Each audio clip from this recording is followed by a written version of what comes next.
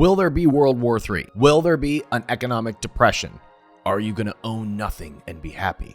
2023 was a crazy year, and 2024 might be even weirder. In this video, I'm going to tell you what's actually going to happen in 2024 in the economy, in e-commerce, and how it's going to affect your money. Let's start with the economy. I think we've all experienced that the economy feels a little bit softer right now than it did back in the boom of 2021 and 2022. Interest rates are at like 1,000,000,000% right now, although the Federal Reserve did announce that they think they're done raising interest rates and they think they'll be cutting interest rates in 2024.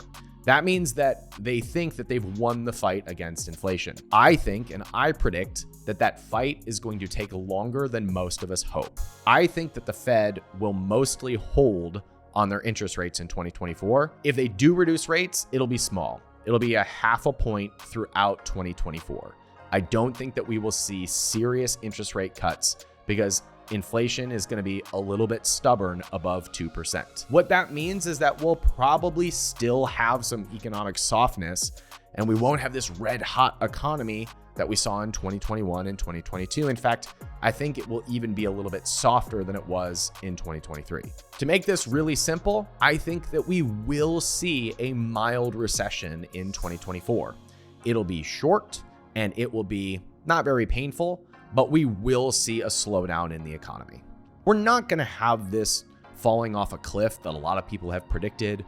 We're not going to see another total meltdown of markets, but we are going to see a slowdown because interest rates are going to stay high. And since they're staying high, that means that there's going to be more layoffs. It means that there's going to be less opportunities to find new jobs.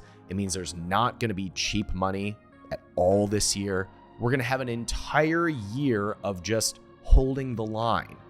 And they have to do that in order to continue to bring down inflation and for prices to come back to normal levels for mainstream Americans. Until that happens, which is going to take, I think, throughout the entire year, we're not going to have another economic boom. And I don't see that happening until 2026, maybe even 2027. What that means for you is that now is a really good time to be planting long-term seeds. I think we have about a 2 to 3 year window right now where it's a really good idea to be thinking long-term and planting for that next cycle. That means starting business, it means investing for the long term. And if you were to hear a lot of the conversations that I have with wealthy entrepreneurs, all of them that were riding the run up a couple years ago are getting kicked in the teeth right now. And we all look at each other and say, man, wouldn't you love to be starting right now? Right now would be such a great time to start because all of our peers are getting punched in the face and dealing with all these fires and challenges. But if you were starting right now, there's so much opportunity in real estate investing, in entrepreneurship, in e-commerce, in content creation. Now is such a good time to start the thing that you're thinking about getting into because all of the big players are really beat up right now. The sector that I think will boom in 2024 is crypto technology. This doesn't mean speculating on Dogecoin or Ripple or even Bitcoin. This means I think that the companies who have been investing in blockchain and crypto for the last couple of years are going to see their window. They're going to see their time of growth in 2024. Those are companies like PayPal, which I think is super underpriced right now, even Visa, which has made investments in crypto technology, Coinbase. It's my opinion that the up and coming generation is going to prefer getting their payments in things like Bitcoin and Ethereum versus the US dollar. And if you have payment gateways like Venmo, PayPal, Square that allow you to transact person to person, but also have a layer of blockchain where you can get paid in Bitcoin and Ethereum, I think the companies that make that possible and easy for the up and coming entrepreneurial generation, I think they're going to have a really good time. Let's talk about e-commerce. This is where I specialize.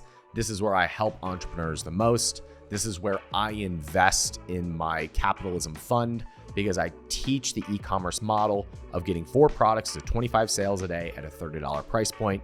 That's $1 million business. That's where I'm interested in investing in an entrepreneur, mentoring them, and helping them grow to a $10 million exit. I see two major changes happening in the e-commerce world in 2024. Number one, I see the emergence of new platforms. For the first time in a long time, I think that we'll see the opportunity to strike on marketplaces that are not called Amazon.com. In fact, there are 4 that I'm paying attention to right now. The first is TikTok Shop. This one seems obvious to me. TikTok is making major investments into making it easy for people to buy right on the platform. And if you're already following somebody and they hold up this shirt that they just love and you can click a button and buy it, it makes all the sense in the world that people will do their impulse shopping on TikTok because they're already spending time there. The second is a platform called Temu.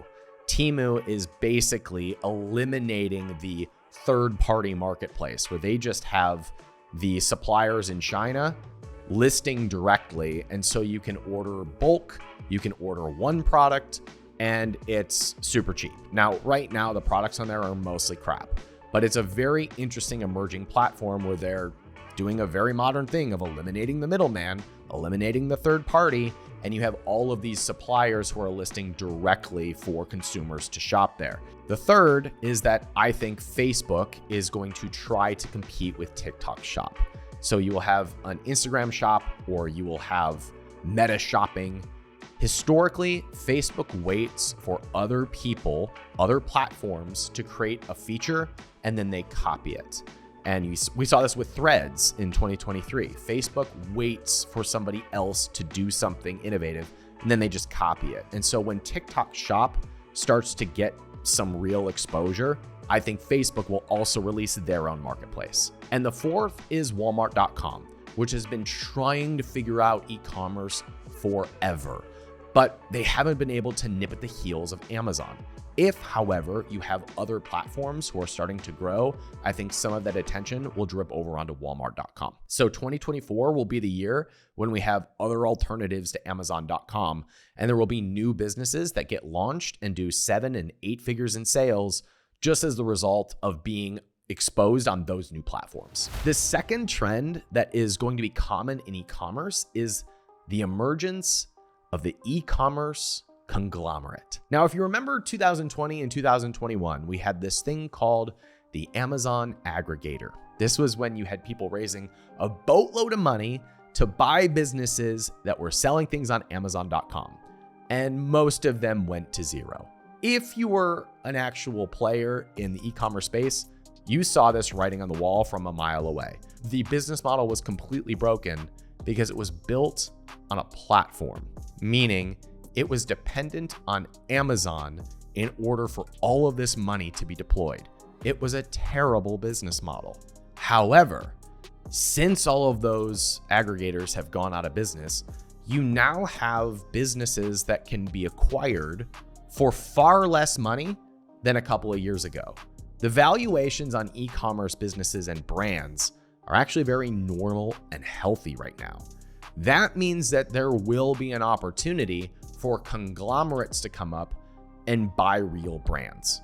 What's the difference between a conglomerate and an aggregator? You can think of a conglomerate like Procter & Gamble or Unilever.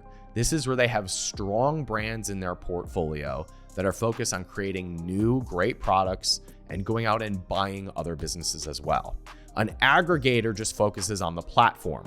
That would be like today going out and just buying up influencers who are selling things on TikTok. It's a terrible business idea, but there will be some businesses that come out of that new opportunity and become real businesses, become real brands. And in 5 years, they might be worth buying. That's where conglomerates come in. So I think you will see mature conglomerates get started in this era, and they will buy up the good brands that win on Amazon, Shopify, and the new emerging platforms. Let's talk about politics. Why not? What's going to happen in the 2024 election? I don't fucking know. Trump is a shoo-in unless he goes to jail. But if he goes to jail, there's going to be riots. And mostly nobody wants both of these candidates to run. They want some other option. So what the heck happens? This is kind of unprecedented. There's 2 things that I think will happen, though. Number one, I think RFK Jr. will be in at least one of the debates. This will be the first time that a third-party candidate will be in the debates since Ross Perot. Now, can he win? No. But will he be in the conversation? I think for at least part of the time. I think we will have a conversation about 3 options for maybe the first time in 20 years. And my hope is that this ushers in a cycle where maybe we're talking about 3 or 4 options on the stage. That's my hope. I've been hoping for the end of the 2-party system for a long time. And my one dark horse hope is that we get a 3rd option in there and it opens up a new conversation. The second thing that I predict will happen in politics is that we see the end of wokeness, or at least the beginning of the end. We hit peak wokeness, everybody. It's not cool to divide people into groups and judge each other anymore. It's okay to be funny in stand-up comedy now. It's not cool for brands to take a stand for a specific group and against another group. We've peaked. The bullish cycle of wokeness is over. We're now in bear market territory on wokeness. And I think we're gonna loosen up the grips a little bit on judging everybody for all of their past sins. Let's talk about entrepreneurship. And first, we're gonna start with AI. How is AI gonna affect our lives, our companies, and our businesses? I have a different opinion than what is common out there about artificial intelligence. And I don't believe that there is going to be an AI boom. I do not think that there is going to be a ChatGPT-like company that comes on the market and reaches a huge valuation. I think it's going to be much more distributed than that. I don't think there's going to be a few AI companies that win. I just think people are going to use AI much more. So what this means is that it will be more normal, almost necessary for all creative jobs to understand AI as a technology, just like you have to understand the internet as a technology. I see ChatGPT kind of like AOL. It's the first technology and everyone uses it. And after a while, it's not going to matter what internet service you used. If you use AOL or Yahoo or MSN, I don't think we will even have a conversation about what the AI tool is. It'll just be so ingrained in our lives that it's like a fish in water. And that means that if you're a content creator, you've got to use certain technologies that allow you to edit and produce your content better. If you're a copywriter, you're going to use AI tools that make it faster and easier for you to write copy. This is going to be the case for pretty much all creative jobs, which means that we're going to have smaller teams. That is a deflationary sign. That means that there will be layoffs. That means that there will be people moving into different sectors. It means that there will be downward pressure on the economy as a result of AI growing. But I don't think that it is going to be a big boom with 1 or 2 businesses winning. It's just going to be distributed among everyone using it, and it's going to be a normal and natural part of our lives. And this leads me to a change I see happening in the entrepreneurial space as a whole.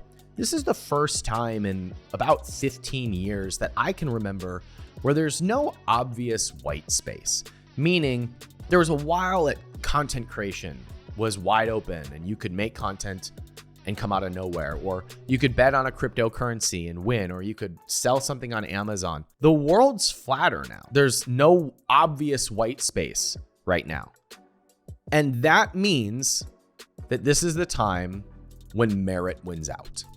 The one white space that I do see is in relationships, because it has been so easy to win on your own by selling things on Amazon, creating content on TikTok, building a YouTube channel. You could win on your own and you didn't really need to collaborate with other people. Now that you've had some maturation of the space, you've had some consolidation around audiences, this is where collaborations become cool. And so I think you'll see an emergence of things like affiliate marketing or creating deep long-term relationships with people in your space, or what we used to call in the internet marketing circle, we called it a syndicate. I think you will see this return as a trend. What is a syndicate? A syndicate is when you've got a podcast and you've got 9 buddies with a podcast and all 10 of you promote one another. You do spots on each other's shows, and it's almost like a mini mastermind group where you're growing each other's platforms so that all of you can win together. The same is true in affiliate marketing. You've got a product and you've got 9 people that you also promote, and they promote each other. So I think you will see more collaborations because we've gotten lax at building relationships. We've gotten lax at building collaboration, and that's actually where there's opportunity right now. Now let's talk about something that I hope happens in 2024. Over the last couple of years, the way that you got attention in the world was by being different, by standing out, by being more controversial than the next person, by being flashier than the next person. But we have seen that sort of flatten out. There's now so many millionaires, people like me creating all this content on YouTube, and even billionaires creating content, writing books, doing YouTube videos, doing interviews, that now it is not shocking anymore to be flashy. Instead, in 2023, it was popular and flashy to be nasty to people. So you saw the rise of the old school shock jock, the person who made content that was just shocking and controversial for controversy's sake, and that's what got attention. But now even that is waning. And so what are you left with? If you can't be flashy and get attention, if you can't show skin and get attention, if you can't be mean to people and get attention, the only thing that's left is going to be true uniqueness and authenticity. My hope is that you see more Mr. Beasts, more Jimmy Darts, more people who are being authentic and kind in the world, and that's actually what wins out. Of course, from about September through November, we're going to go through a period where everybody hates each other, and I hope that this is the year that we realize that that just doesn't work anymore. I don't really care who you vote for, but I care very much how you treat the people who vote differently than you.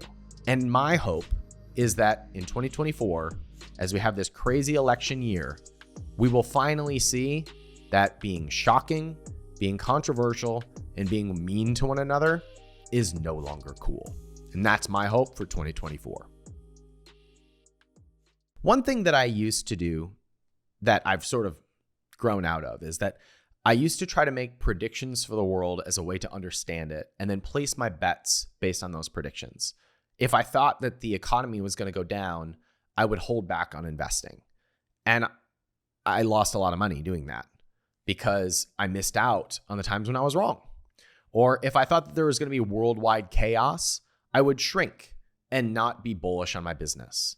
And I could have grown a lot faster if I had ignored that and just bet on things expanding and bet on optimism. And regardless of what other people say about what is going to happen in 2024, I want you to remember that over time, things tend to get better. And I think that we're in a window of about 2 to 3 years where most of the world is going to be resting on their heels, is going to be a little bit soft and a little bit scared. And my hope for you is that you use this window of opportunity to double down and to build the business that you actually want to bring to the world. And if you want some help, you can find resources in the description of this video. I'm Ryan Daniel Moran with Capitalism.com.